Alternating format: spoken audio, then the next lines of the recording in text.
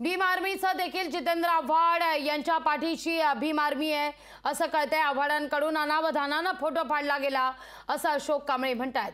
विरोधकांना घटनेचं राजकारण न करण्याचं आवाहन देखील करण्यात आलेलं आहे। भीम आर्मीच्या अशोक कांबळेंचं या ठिकाणी आवाहन पाहायला मिळतंय।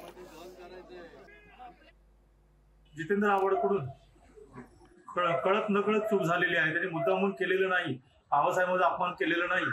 हे एक आंदोलन आहे, या आंदोलनामध्ये चुकून ते पोस्टर फाटले गेलेले आहे। त्याच्यामुळे आम्हाला जितेंद्र आव्हाड यांच्याबद्दल माहिती आहे। ते कांबळेवादी कार्यकर्ते आहेत, संविधान वाचवण्यासाठी ते लढत आहेत आणि आजपर्यंत त्यांचं पूर्ण काम हे डॉक्टर बाबासाहेब आंबेडकरांच्या विचारावर आणि संविधानाच्या विचारावर काम करण्यासाठी ते प्रेरित होऊन लोकांमध्ये काम करत आहेत।